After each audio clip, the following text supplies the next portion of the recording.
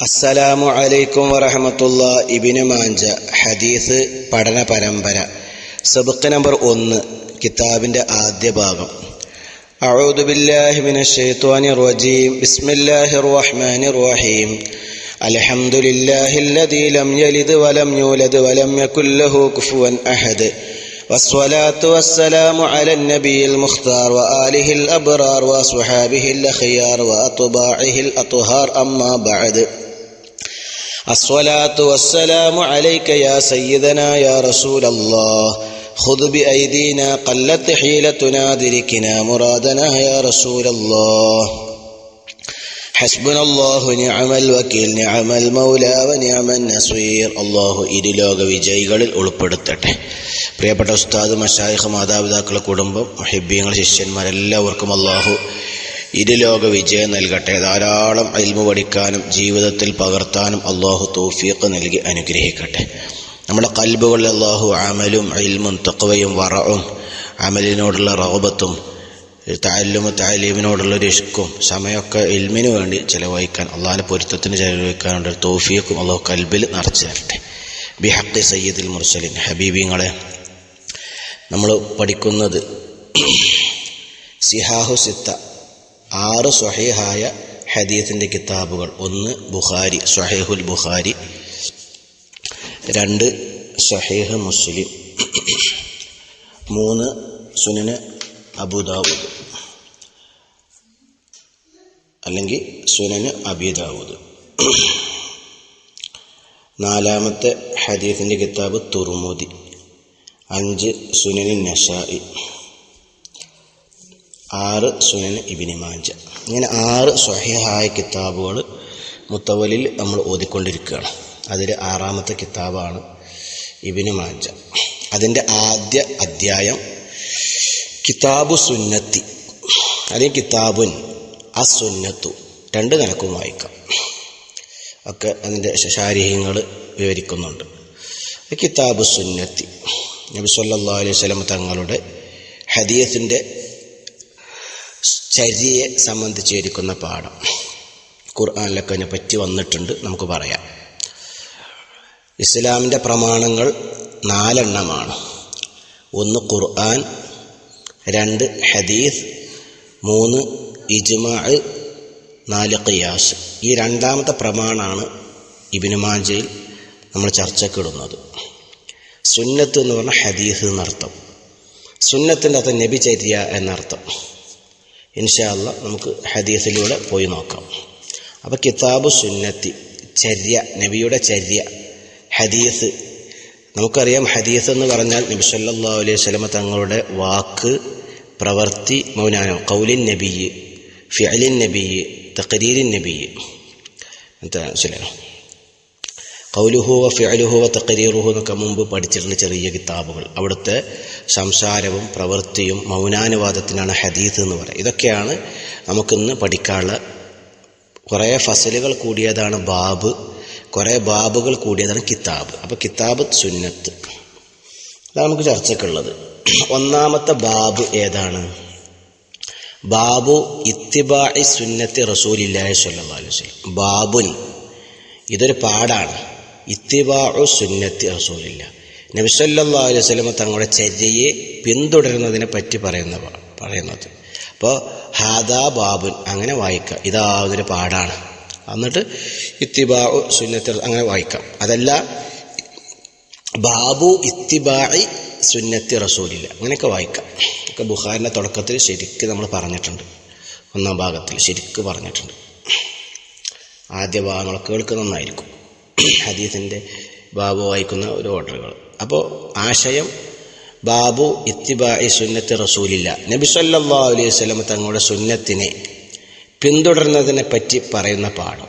അപ്പോൾ സുന്നത്തുകളൊക്കെ ഫോളോ ചെയ്യണം. നമ്മളൊക്കെ സുന്നികളാണ്. സുന്നി പറഞ്ഞാൽ തന്നെ സുന്നത്ത് ചെയ്യുന്നവൻ, സുന്നത്ത് ഇഷ്ടപ്പെടുന്നവൻ, സുന്നത്ത് ഫോളോ ചെയ്യുന്നവൻ എന്നാ സുന്നിൻ്റെ അർത്ഥം. അല്ലാത്തവൻ സുന്നിൻ്റെ ഓപ്പോസിറ്റ് ആരാണ്? ബിദ്അകൾ. സുന്നത്ത് എതിർക്കുക, സിയാറത്ത് വേണ്ട, മൗലിദ് വേണ്ട, തലമറക്കൽ സുന്നത്തില്ല, എല്ലാം എതിർക്കുക, മരണവീട്ടിൽ ദുആ വേണ്ട, അതൊക്കെ സുന്നത്തുകളാണ്, അതൊക്കെ വേണ്ട. അതാണ് സുന്നത്തിനെതിരെ പാർട്ടി. നമുക്ക് ഹദീസ് പരിശോധിക്കാം. 1ാമത്തെ ഹദീസ് حدثنا أبو بكر بن أبي شيبة قال حدثنا شريك عن الأعمش عن أبي صالح عن أبي هريرة رضي الله عنه وعنهم قال قال رسول الله صلى الله عليه وسلم ما أمرتكم به فخذوه وما نهيتكم عنه فانتهوا. എല്ലാവരും അടിവര ഇടേണ്ട ഹദീസാണിത്. അടിവര ഇടേണ്ട ഹദീസാണ്. കാരണം ഖുർആനിൽ ഇതേ ആശയം വന്നിട്ടുണ്ട്. അർത്ഥം എന്താണ്?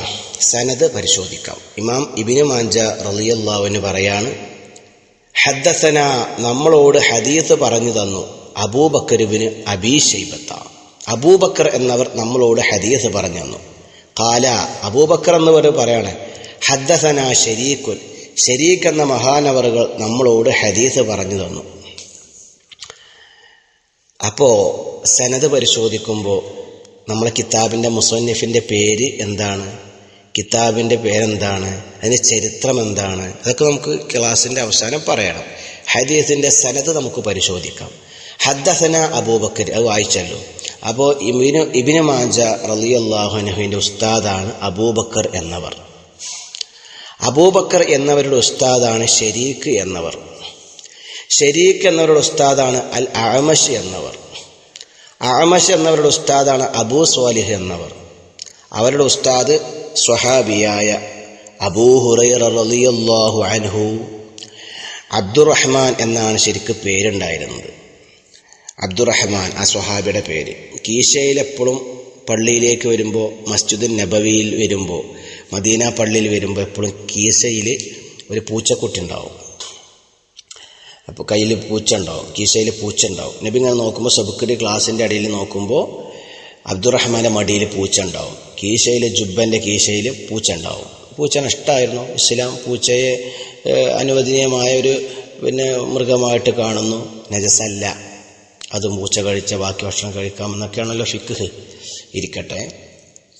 അപ്പോൾ അബ്ദുറഹ്മാൻ്റെ മടിയിൽ എപ്പോഴും പൂച്ച, എന്നും ഉണ്ട്, ഒരു ദിവസമല്ല. അപ്പോൾ പൂച്ചനെ ഇഷ്ടപ്പെടുന്ന ആളാണ് അബ്ദുറഹ്മാൻ. അപ്പോൾ നബി സല്ലല്ലാഹു അലൈഹി വസല്ലം തങ്ങൾ അബ്ദുറഹ്മാൻ റളിയല്ലാഹു അൻഹു എന്ന സ്വഹാബിയെ നോക്കി വിളിച്ചു, പൂച്ചയുടെ ഉപ്പ. എന്താ വിളിച്ചത്? പൂച്ചയുടെ ഉപ്പ.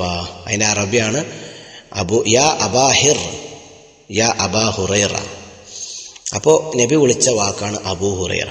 അർത്ഥം പൂച്ചയെ സ്നേഹിക്കുന്നവൻ, പൂച്ചയുടെ പിതാവ്, പൂച്ചയെ ഇഷ്ടപ്പെടുന്നവൻ എന്നൊക്കെയാണ് അർത്ഥം. അപ്പോൾ അങ്ങനെ പൂച്ച ഇഷ്ടപ്പെടുന്ന ഒരു വ്യക്തി എന്ന ആ വാക്ക്, അബൂ ഹുറൈറ എന്ന വാക്ക് നബി സല്ലല്ലാഹു അലൈഹി വസല്ലം തങ്ങളുടെ വായിൽ നിന്ന് വന്നതുകൊണ്ട് അബ്ദുറഹ്മാനിനി പിന്നീട് ആ പേരിൽ അറിയപ്പെട്ടു.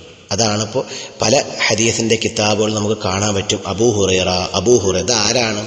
അബ്ദുറഹ്മാൻ എന്ന സ്വഹാബിയാണ്. പൂച്ച ഇഷ്ടപ്പെട്ട കൂടെ കൊണ്ടു നടന്ന സ്വഹാബിയാണ്. ഏതായാലും ആ അബൂ ഹുറൈറ റളിയല്ലാഹു അൻഹു ധാരാളം ഹദീസ് റിപ്പോർട്ട് ചെയ്ത മഹൽ വ്യക്തിത്വമാണ്, സ്വഹാബിയാണ്, പ്രമുഖനാണ്, ഇൽമിൻ്റെ ബഹറാണ്, വലിയ ഓർമ്മശക്തിയാണ്. അതിനൊക്കെ ചരിത്രം നമുക്ക് പറഞ്ഞിട്ടുണ്ട്. ഇരിക്കട്ടെ. ആ അബൂ ഹുറൈറ റളിയല്ലാഹു അൻഹു തൊട്ട് റിപ്പോർട്ട് കാല, മഹാനായ അബൂ ഹുറൈറ റളിയല്ലാഹു അൻഹു പറഞ്ഞു. അബൂ ഹുറൈറ ആരാണ്?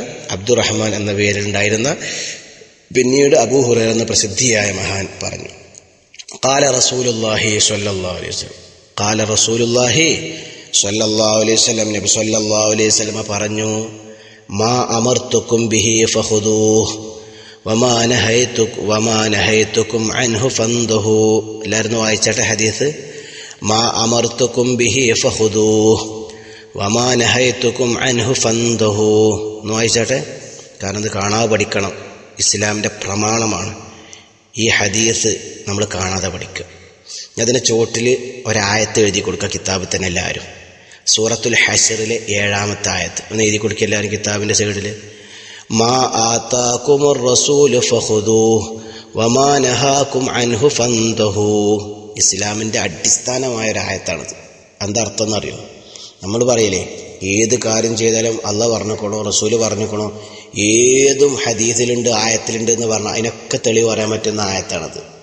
ഇപ്പം ഖബർ സിയാറത്ത് ചെയ്യണം, ഖുർആനിലുണ്ട്, ആ ഖുർആനിലുണ്ട്. എവിടെ ഉണ്ട്? എന്താ മാ അമർത്തുക്കും ബിഹി വമാ ആതാക്കും. ഇപ്പം നിങ്ങൾ എഴുതി വെച്ചില്ലേ, കിതാബിൽ എഴുതി വെച്ചില്ലേ? എന്താ എഴുതി വെച്ചത്? മാ ആതാക്കും റസൂല് ഫഖുദൂഹ് വമാ നഹാക്കും അൻഹു ഫന്തഹു. അർത്ഥം, ആയത്തിൻ്റെ അർത്ഥം ആദ്യം പറയാം.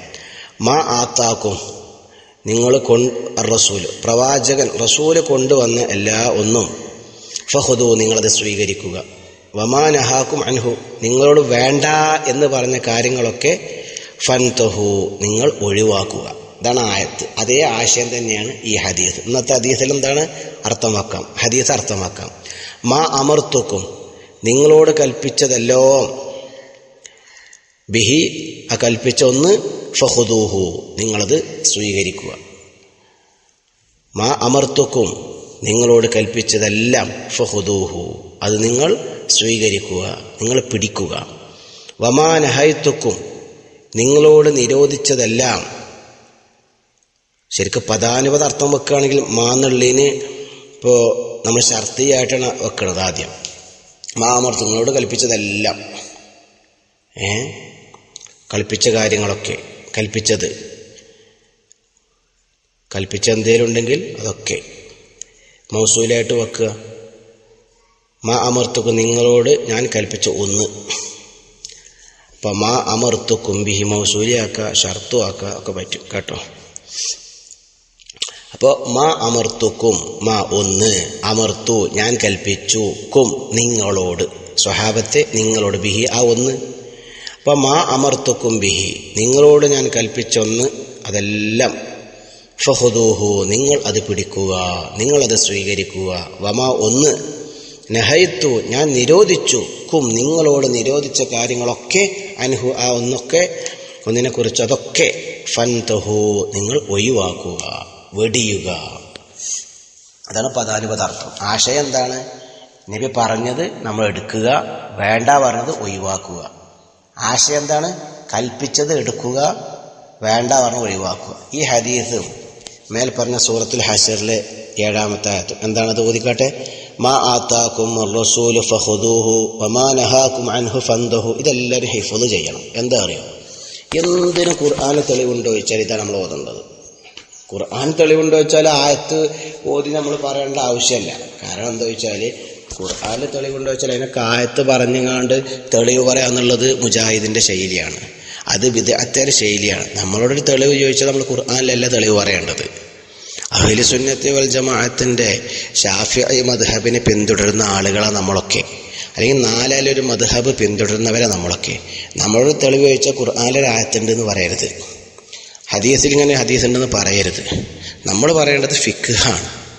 നമ്മൾ മുഖല്ലിദീങ്ങളാണ്, ഒരു മദ്ഹബിനെ പിന്തുടരുന്നവരാണ്. അപ്പം നമ്മോട് സംശയം ചോദിച്ചാൽ മൗലൂദിന് തെളിവുണ്ടോ, തറാവീഹിന് തെളിവുണ്ടോ, കുനൂത്തിന് തെളിവുണ്ടോ, ഇതിനൊക്കെ തെളിവുണ്ടോ വെച്ചാൽ നമ്മൾ പറയേണ്ട തെളിവ് എന്താണ്?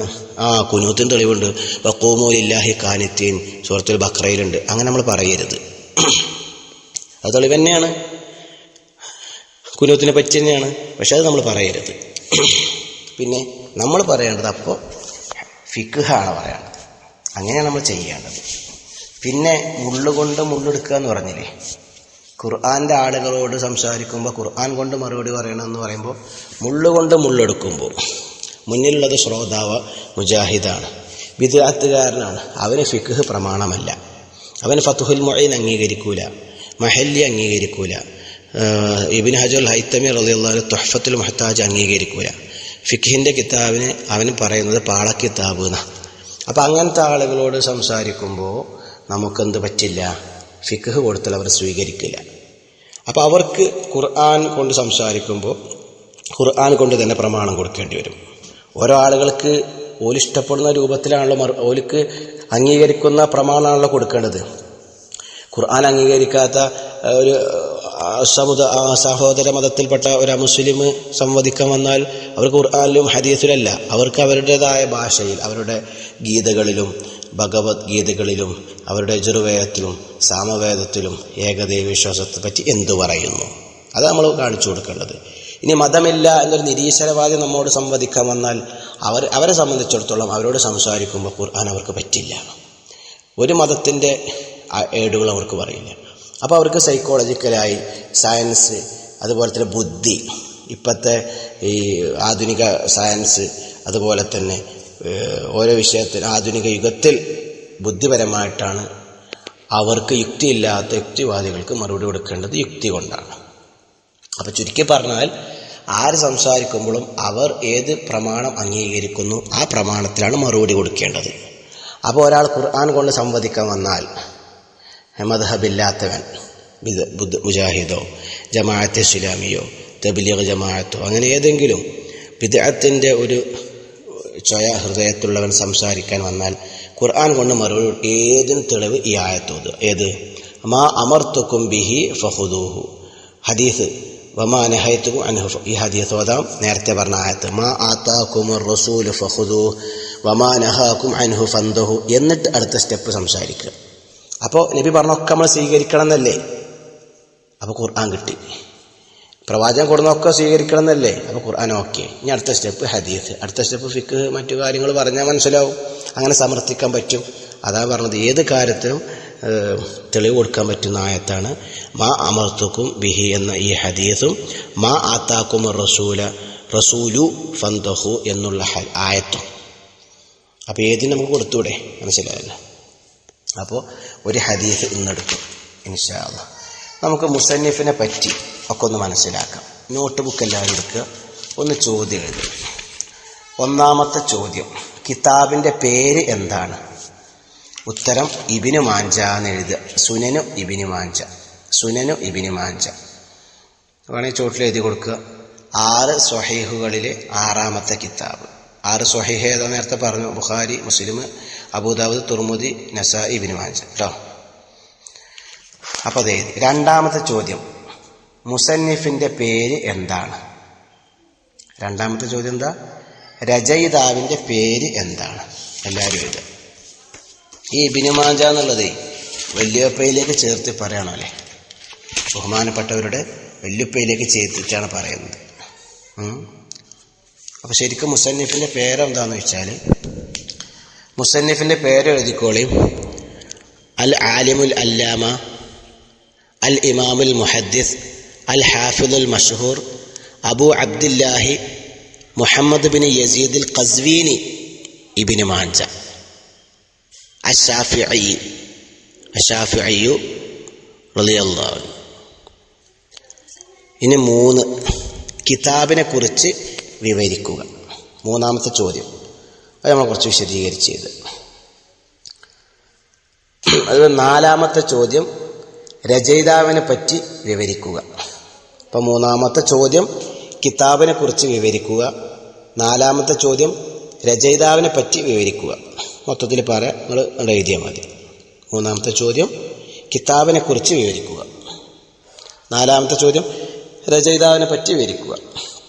മൊത്തത്തിൽ എഴുതിയാൽ മതി. പിന്നെ അപ്പോൾ മൊത്തത്തിൽ ഒരു വാഴ പറയാം, എഴുതിക്കോളും. ഹിജറ 209 ജനിച്ച് ഹിജറ 273 വഫാത്തായ മഹാനായ മുഹമ്മദ് ബിൻ യസീദ് അൽ ഖസ്വീനി ഇബ്നു മാഞ്ചയാണ് മുസന്നിഫ്. മഹാൻ ഇബ്നു മാഞ്ച എന്ന പേരിൽ അറിയപ്പെടുന്നു. അവിടുത്തെ ഉപ്പയുടെ പേരാണത്.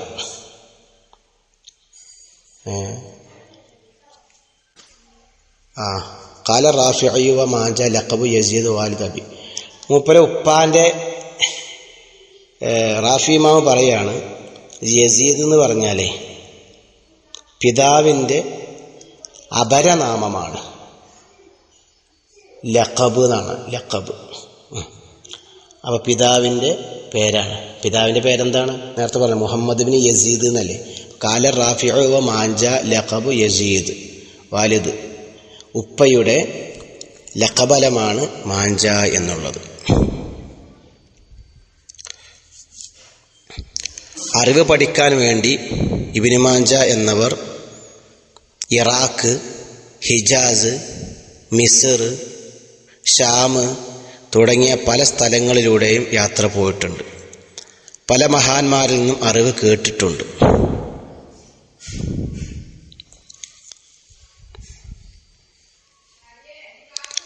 അദ്ദേഹത്തിൻ്റെ പ്രധാന ശിഷ്യന്മാരിൽപ്പെട്ടവരാണ് ഇബ്രാഹിം എന്നവർ, അഹമ്മദ് എന്നവർ, അബു അംർ എന്നവർ, അബു ത്വയ്യിബ് എന്നവർ, ഇസ്ഹാഖ് എന്നവർ, ജഅഫർ, അൽ ഹുസൈൻ, സുലൈമാൻ, അലിയുബിന് സഈദ്, മുഹമ്മദ് ബിൻ ഐസ തുടങ്ങിയ പലരും മഹാന്റെ ശിഷ്യന്മാരാണ്. മഹാൻ ധാരാളം കിതാബുകൾ രചിച്ചിട്ടുണ്ട്. മുഅല്ലഫാതുഹു ലഹു കുതുബുൻ ഫി തഫ്സീരി വത്താരിഖ് വസ്സുനൻ. കുറേ കിതാബുകൾ എഴുതിയിട്ടുണ്ട്.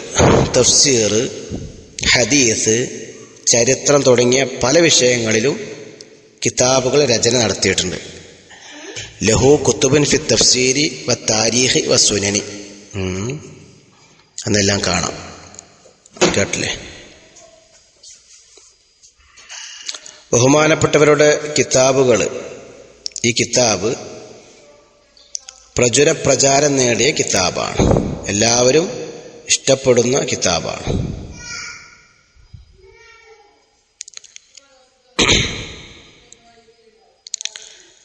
ബഹുമാനപ്പെട്ട ത്വാഹിറുൽ മഖ്ദസി റളിയല്ലാഹു അൻഹു ആണ് സിഹാഉ സിത്തയിൽ ഇബ്നു മാജയെ ഉൾപ്പെടുത്തിയത്.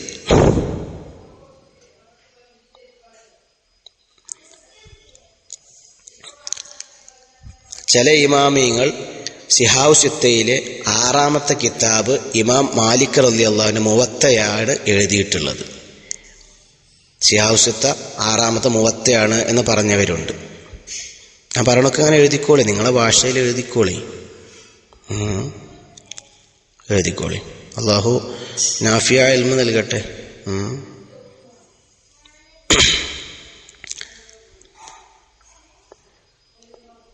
പിന്നെ ഇബ്നു മാജയിൽ 4341 ഹദീസാണ് മൊത്തമുള്ളത്. എഴുതുക. മൊത്തം എത്ര ഹദീസുണ്ട്?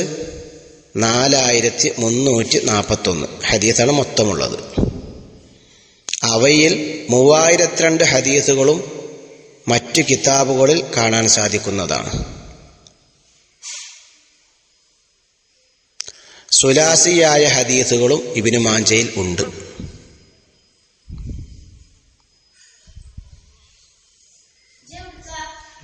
പറഞ്ഞൊക്കെ എഴുതുന്നുണ്ടല്ലോ അല്ലേ?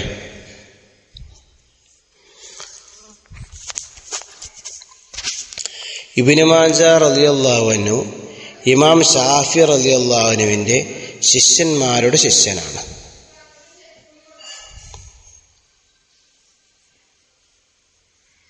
പിന്നെ അതായത് ഇമാം ഷാഫി റളിയല്ലാഹുവിൻ്റെ ശിഷ്യനാണ് റബീഉൽ മുറാദ് റളിയല്ലാഹു അൻഹു, ഹർമലത്ത് ബിൻ യഹ്യ റളിയല്ലാഹു അൻഹു. അപ്പോൾ ഈ രണ്ടാളും ഇബ്നു മാജൻ്റെ ഉസ്താദുമാരാണ്. മനസ്സിലായി പറഞ്ഞത്? ഇബ്നു മാജൻ്റെ ഉസ്താദ് ആരാണ്? ഒന്ന് റബീഉൽ മുറാദ് റളിയല്ലാഹു അൻഹു, മറ്റൊന്ന് ഹർമലത്ത് ബിൻ യഹ്യ. ഈ രണ്ടും ഇബ്നു മാജൻ്റെ ഉസ്താദാണ്. ഈ രണ്ട് ഉസ്താദുമാർ ആരുടെ ശിഷ്യനാണ്? പറയും, ഷാഫി ഇമാമിൻ്റെ ശിഷ്യനാണ്. മാത്രമല്ല ബഹുമാനപ്പെട്ട ഇബ്നു മാജ റളിയല്ലാഹു അൻഹു ഷാഫി മദ്ഹബിനെ ഫോളോ ചെയ്യുന്നവരാണ്. എല്ലാവരും മഹാനെ പുകഴ്ത്തിയിട്ട് തന്നെ പറഞ്ഞിട്ടുള്ളത്. അത്ര ഇൽമുള്ള ആളാണ്. ബഹുമാനപ്പെട്ടവർ നല്ല സൂഫിയാണ്, ആലിമാണ്. മഹാനെ പറ്റി കാലൽ ഖലീലിയു, ഖലീൽ റളിയല്ലാഹു അൻഹു പറയാണ്, ഇബ്നു മാജ സിഖത്തുൻ കബീറുൻ മുത്തഫഖുൻ അലൈഹി മുഹ്തജ്ജുൻ ബിഹി.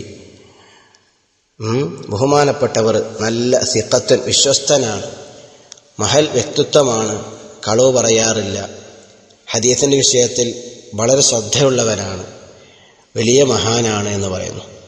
അതേപോലെ തന്നെ കാല റാഫിഉ, മറ്റൊരു വലിയ പണ്ഡിതനാണ് റാഫി ഇമാം. മഹാൻ പറയാണ്, വഹുവ ഇമാമുൻ മിൻ അഇമ്മത്തിൽ മുസ്ലിമീൻ.